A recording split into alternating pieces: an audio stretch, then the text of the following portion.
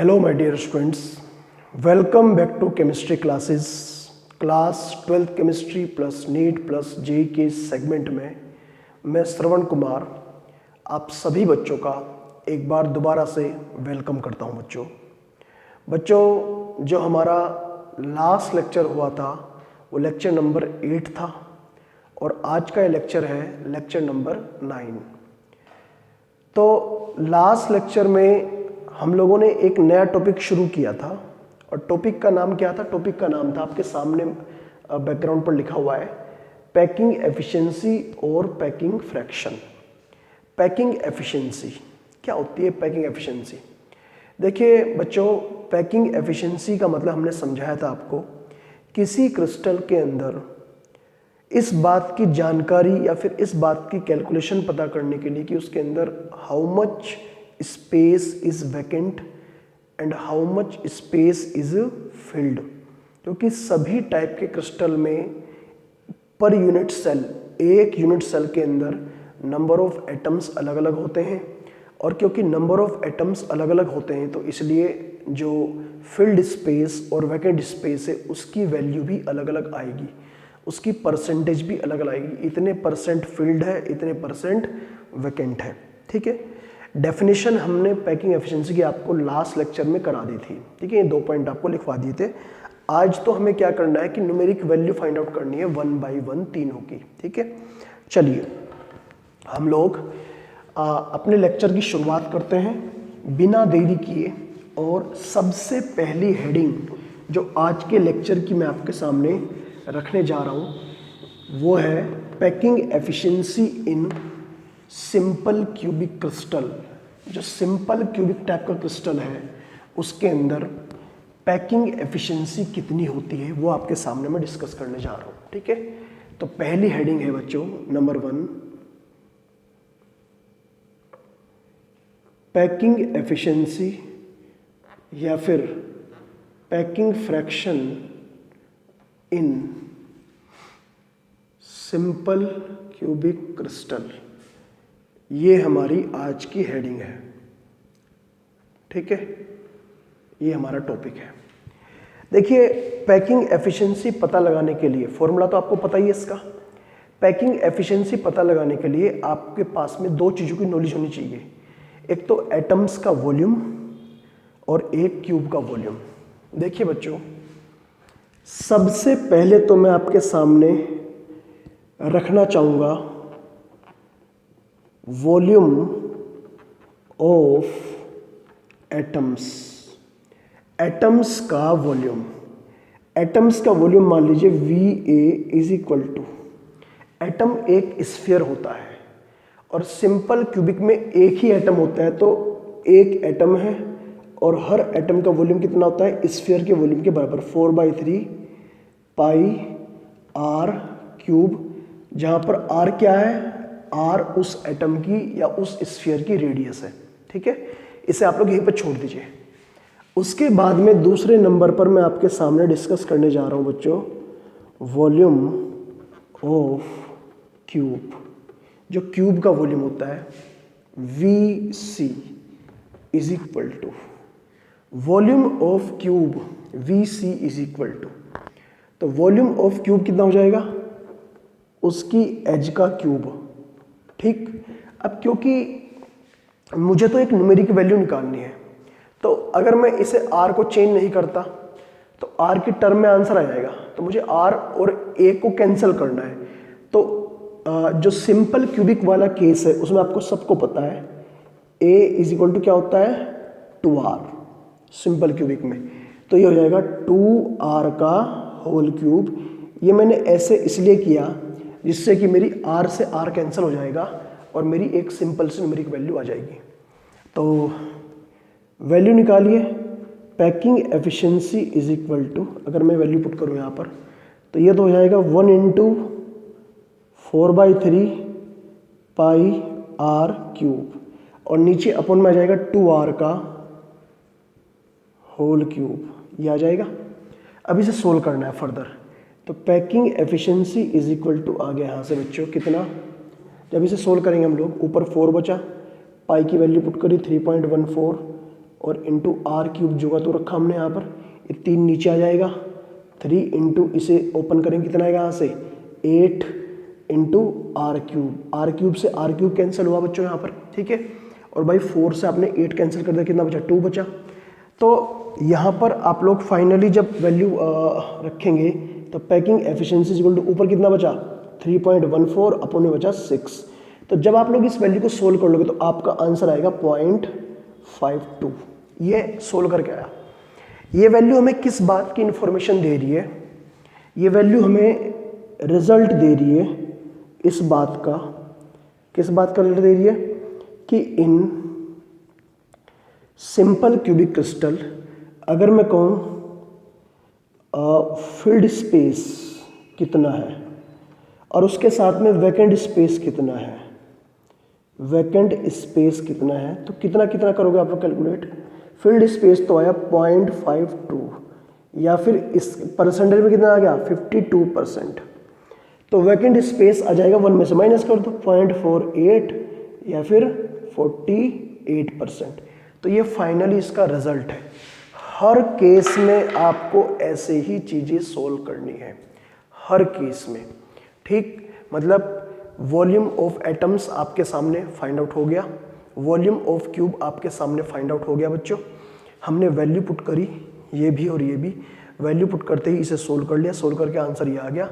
और simple cubic वाले case में टोटल कैलकुलेशन करने के बाद रिजल्ट ये आया, फील्ड स्पेस तो इतना है, वैकेंट स्पेस इतना है, समझ गए।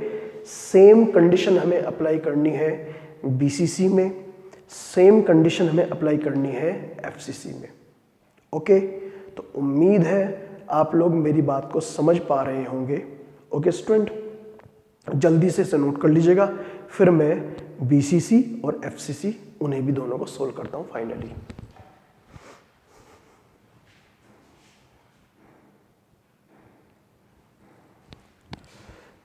ओके स्टूडेंट, हम लोग बढ़ते हैं बच्चों आगे नेक्स्ट।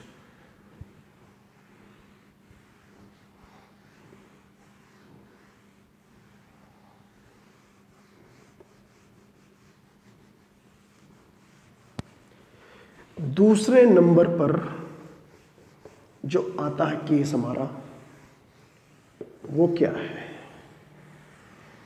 सेकंड नंबर पर आता है नंबर 2 पर। ये नंबर 2 है पैकिंग एफिशिएंसी और packing fraction in BCC, body centre cubic. तो यहाँ पर जो हम लोग 2 चीज़ें फाइंड आउट करेंगे, एक तो वॉल्यूम ऑफ एटम। बीसीसी में 2 एटम होते हैं और एटम का वॉल्यूम बिल्कुल सेम होता है 4/3 पाई आर क्यूब। इक्वेशन नंबर 1 मान के छोड़ दिया। ऐसे ही वॉल्यूम ऑफ क्यूब कितना होता है का वही ए का क्यूब। अब ए की वैल्यू कितनी होगी, जैसे हमने वहाँ पर ए की वैल्यू फाइंड आउट करी, ऐसे यहाँ पर फाइंड आउट कर लेंगे। तो यहाँ पर मैं अगर लिख के बताऊँ आपको, R इज इक्वल टू होता है √3/4 इंटू ए। तो अगर मैं यहाँ से ए पता लगाना चाहूँ कितना बचेगा 4R/√3। तो ये आ जाएगा इज इक्वल टू 4R/√3 और इस पूरे का होल क्यूब, और ये बन गई इक्वेशन नंबर हमारी 2। ओके स्टूडेंट, दोनों वैल्यू आपके सामने है और वैल्यू जैसे ही हम लोग पुट करेंगे तो packing efficiency is equal to आ गया VA/VC। VA कितना है 2 into 4/3 pi into are cube upon में 4R/√3 इस पूरी वैल्यू का होल क्यूब। अब इसे आपको क्या करना है, ओपन कर लेना, बिल्कुल ओपन कर लो उसे। तो packing efficiency is equal to, अगर मैं इस वैल्यू को पूरा ओपन कर लूँ तो ये तो हो गया आपका 8, ऊपर 2 4 जा 8, और ये वैल्यू है पाई की 3.14, और बच्चों ये है आर क्यूब, ठीक है।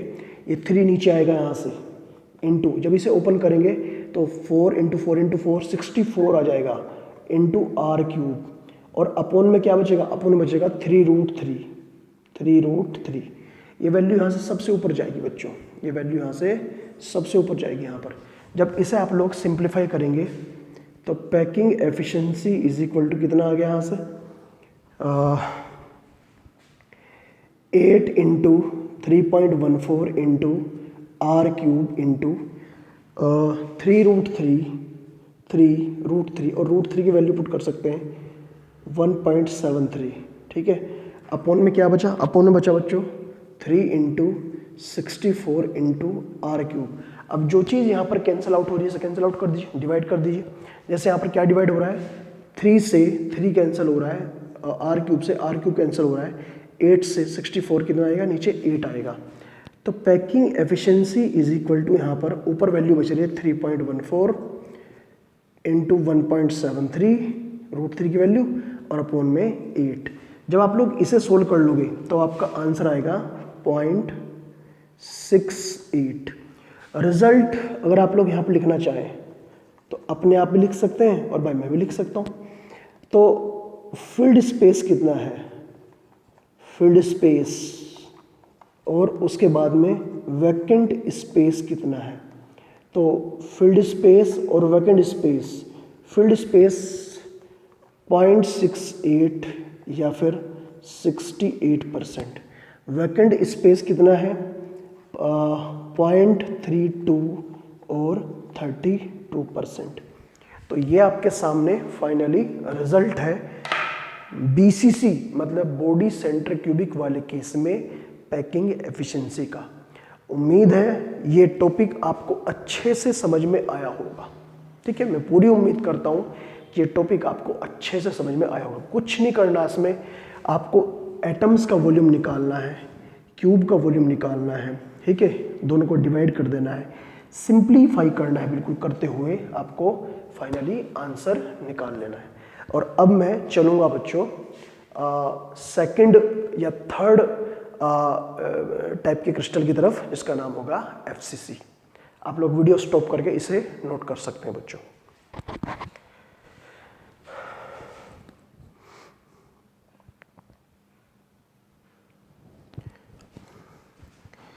तो बच्चों अब हम लोग चलते हैं थर्ड टाइप का जो क्रिस्टल होता है, और तीसरे नंबर पर जो आता है, तीसरे नंबर पर वो आता है BFCC, फेस सेंटर्ड क्यूबिक।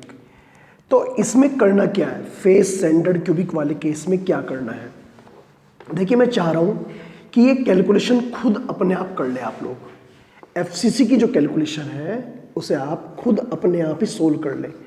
बस मैं तो आपको एक बार इनकी वैल्यूज बता रहा हूं कि इनकी वैल्यूज क्या आएंगी, ठीक है, इनकी वैल्यूज क्या आएंगी। तो इस वाले केस में यहां तो हो जाएगा 4 पर यूनिट सेल, 4 एटम होते हैं, इक्वेशन 1 होगी। और यहां हो जाएगा, थोड़ा सा यहां चेंज आएगा, जैसे क्योंकि FCC वाले केस में फॉर्मूला है रेडियस का R is equal to A/2√2। तो यहां से अगर A निकालेंगे तो यह हो जाएगा 2√2R और इस पूरे का होल क्यूब। तो बस आपको फाइनली पैकिंग एफिशिएंसी निकालनी है, दोनों को डिवाइड करना है, VA/VC, रिजल्ट इसका आएगा 0.74, ठीक है स्टूडेंट, ये काम आपको कर लेना है, ठीक है। और अब मैं आप लोगों को, जब इसे कर लेंगे आप लोग, अब मैं आप लोगों को एक होमवर्क दे रहा हूं जो आपको करना है। एक होमवर्क है आप लोगों का, क्योंकि ये मान के चलिए कि इस चैप्टर का लगभग 70% न्यूमेरिकल पोर्शन पूरा हो चुका है। एक और इम्पोर्टेंट फॉर्मूला है डेंसिटी का, उसे कराते ही न्यूमेरिकल पोर्शन कंप्लीट हो जाएगा, ठीक। और उसे कराने के बाद में हम लोग एक थ्योरेटिकल पोर्शन करेंगे और हमारा चैप्टर पूरा हो जाएगा बच्चों, ठीक है स्टूडेंट। तो मैं कहना ये चाह रहा हूँ आप लोगों से बच्चों कि ये जो होमवर्क मैं आपको दे रहा हूँ, ये जो 3 टाइप के क्रिस्टल हैं, simple cubic, body centre cubic BCC और FCC, इन तीनों टाइप के क्रिस्टल के लिए आपको बनानी है एक टेबल, ठीक है। और उस टेबल में बनाने हैं कुछ कॉलम्स। कैसे बनानी है टेबल? जैसे मान लीजिए ये टेबल है इस तरह की, और इसमें कुछ इस तरह कॉलम बनाएंगे। जैसे पहला कॉलम तो बनाएंगे ऐसे बनाएंगे। पहला कॉलम तो जो बनाएंगे वो तो बनाएंगे क्रिस्टल के लिए। क्रिस्टल कौन सा है? सी मतलब क्रिस्टल। फिर उसके बाद में simple cubic, body centre cubic और फेस सेंटर क्यूबिक। आगे जो कॉलम बनेंगे वो कैसे बनेंगे? आगे कुछ इनकी वैल्यूज होंगी। क्या क्या वैल्यूज होंगी? जैसे पहले कॉलम में लिख दीजिए इनके लिए z की वैल्यू क्या है। z का मतलब नंबर ऑफ एटम्स पर यूनिट सेल। जैसे सिंपल क्यूबिक में 1 होता है, बीसीसी में 2 होते हैं, एफसीसी में 4 होते हैं। उसके बाद में आप लोग एक कॉलम और बनाएंगे। इस कॉलम में क्या लिखेंगे? r वर्सेस a, मतलब रेडियस और एज लेंथ में रिलेशन। तीनों के लिए अलग अलग होता है ना, वो आप लोग कर देंगे। तीनों केस में अलग अलग होता है, वो बनाएंगे। उसके बाद में एक कॉलम बनाएंगे आप लोग इनका पैकिंग फ्रैक्शन का। पैकिंग फ्रैक्शन में जो कॉलम बनाएंगे आप उसे बाइफरकेट कर लेंगे, उसे 2 हिस्सों में डिवाइड कर लेंगे।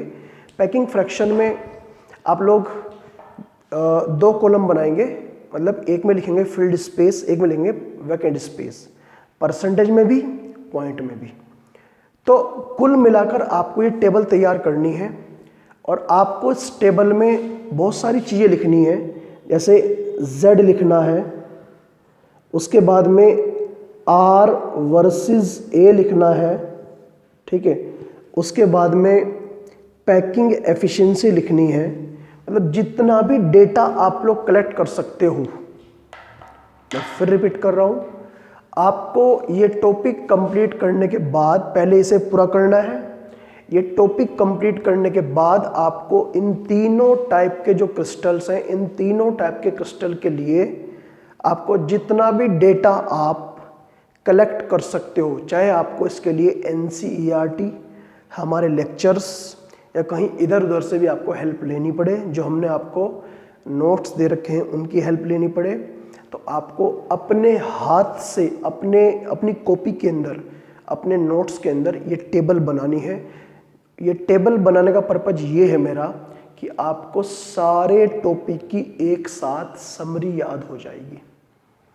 ठीक, मतलब आप जब रिवीजन करेंगे, इस टॉपिक चैप्टर को रिवीजन में लाएंगे तो आसानी से आप लोग उंगलियों पे से रिवाइज कर सकते हैं बच्चों। ठीक है स्टूडेंट, तो ये काम आपका होमवर्क का है, इसे कर लेना। और यहाँ तक का टॉपिक हमारा ये पैकिंग एफिशिएंसी का पूरा हो चुका है। ठीक, और अब हम लोग शुरू करेंगे नया टॉपिक, और लास्ट न्यूमेरिकल पोर्शन है इस चैप्टर का, डेंसिटी ऑफ द क्रिस्टल। क्या नाम बच्चों? Density of the crystal. Okay student, तो उम्मीद है आप लोग समझ गए होंगे मेरी बात को। मुझे यहाँ पर पढ़ानी है डेंसिटी ऑफ द क्रिस्टल। ठीक है स्टूडेंट, तो जल्दी से पहले इसे नोट कर लीजिए, फिर हम लोग शुरू करते हैं डेंसिटी।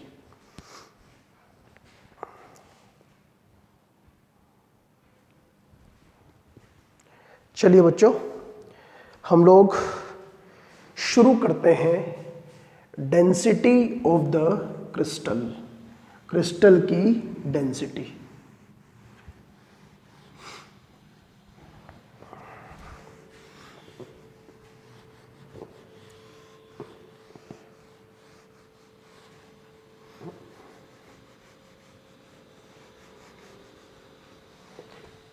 हेडिंग लिखनी है density.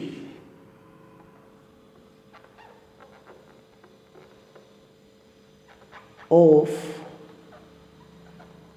Crystal, density of the crystal, ये हमारा टॉपिक है। और ये मान के चलिए वेरी मोस्ट इंपॉर्टेंट है, ठीक है, खासकर बोर्ड एग्जाम के लिए।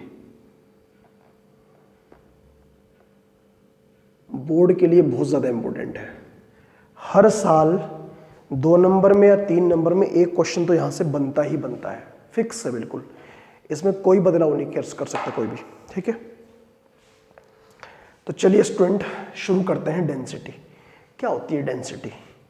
डेंसिटी का मतलब होता है बच्चों, कोई भी क्रिस्टल है, उस क्रिस्टल के अंदर, वो क्रिस्टल अगर वो क्यूब है, अगर मैं क्रिस्टल की बात करता हूँ, क्यूबिक क्रिस्टल है, तो क्यूबिक क्रिस्टल के अंदर जो एटम्स भरे हुए हैं उस बेस पर डेंसिटी निकालते हैं। डेंसिटी का मतलब होता है किसी क्रिस्टल कोई क्रिस्टल कितना भारी है कितना हल्का है, इस बात को नापने के लिए, इस बात को मेज़र करने के लिए हम लोग डेंसिटी पता लगाते हैं।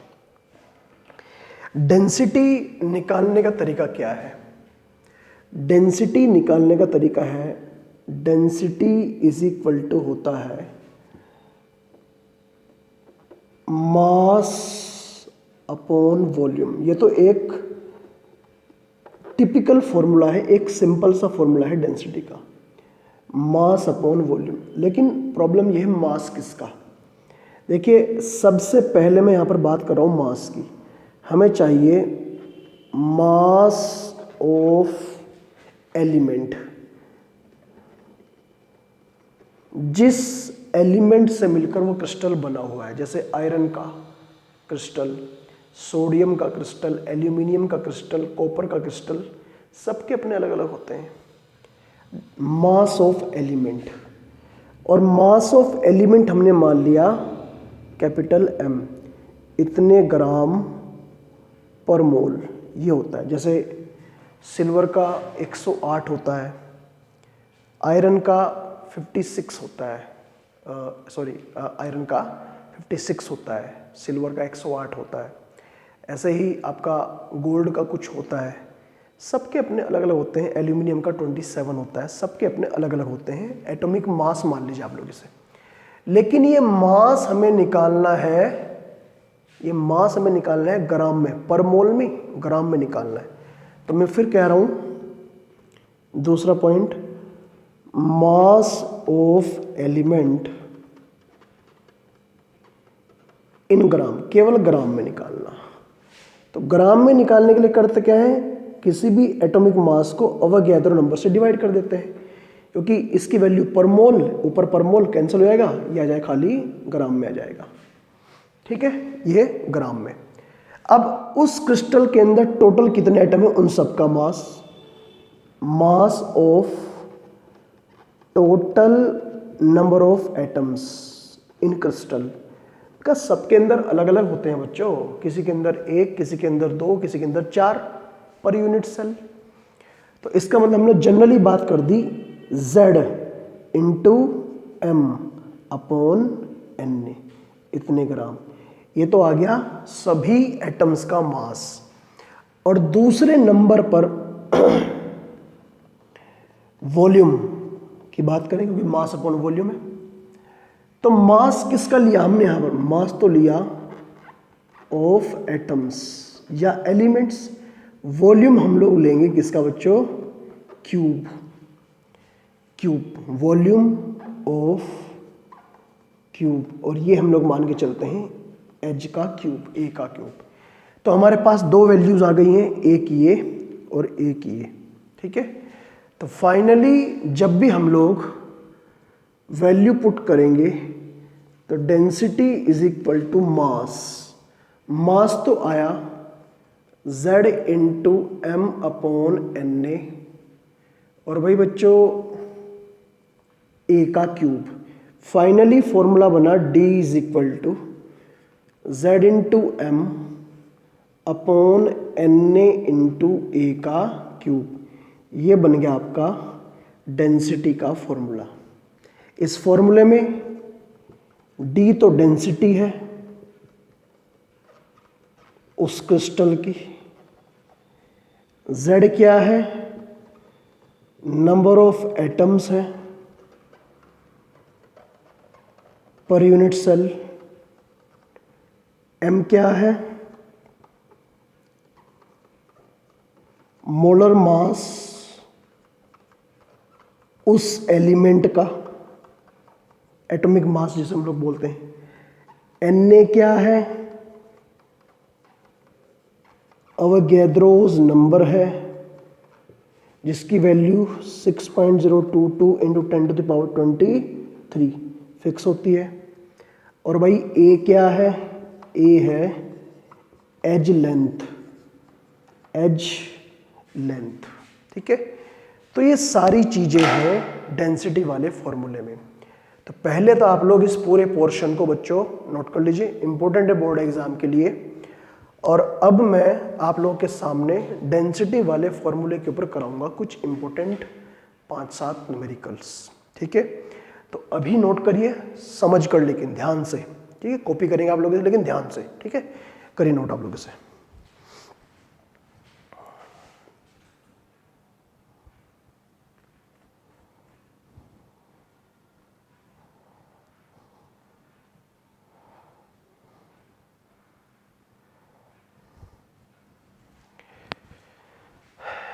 तो चलिए स्टूडेंट, आज के लेक्चर को तो बच्चों हम लोग यहीं पर कंप्लीट करते हैं, क्योंकि अभी इतना समय नहीं रहा कि आपको हम लोग कुछ न्यूमेरिकल कराएं, क्योंकि न्यूमेरिकल कराने में लगभग एक न्यूमेरिकल कराने में 4 से लेकर 5 मिनट तो लगती हैं, लेकिन लेक्चर का टाइम पूरा हो चुका है, इसलिए आज तो आपको न्यूमेरिकल नहीं करा पाएंगे। लेकिन हाँ, ये ज़रूर है कि नेक्स्ट लेक्चर में, जो हमारा नेक्स्ट लेक्चर होगा, उसमें आपको न्यूमेरिकल ज़रूर कराएंगे बच्चों, ठीक है स्टूडेंट। तो बस आज के लिए मेरा सजेशन आपको ये रहेगा कि जो होमवर्क आपको दिया जा रहा है वो होमवर्क आप लोग डेली बेसिस पर करते रहिएगा, ठीक है। प्रैक्टिस आप लोग अच्छे से करिएगा। मैं चाहता हूँ कि बोर्ड एग्ज़ाम के साथ साथ आपका जो कॉम्पिटिटिव कॉर्नर है, जो कंपटीशन पोर्शन है, वो भी तैयार हो। और वो तभी हो पाएगा जब आप लोग कुछ ना कुछ क्वेश्चन डेली 5-7 क्वेश्चन डेली आप लोग कम से कम MCQ या ऑब्जेक्टिव टाइप सोल्व करेंगे। और मैं हर टॉपिक के बाद कुछ ना कुछ क्वेश्चंस आपको करा ही रहा हूँ, कोई ऐसा टॉपिक नहीं छोड़ रहा हूँ मैं कि मैं क्वेश्चन आपको नहीं करा रहा हूँ, ठीक है।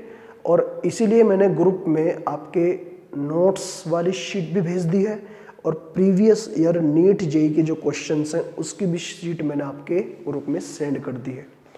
तो इसलिए सभी बच्चे, कोई भी ऐसा स्टूडेंट ना हो तो जो उस शीट को डाउनलोड करके प्रिंट निकलवाए उसे और करवा के उसके क्वेश्चन सोल्व करे बैठ के। समझ गए स्टूडेंट।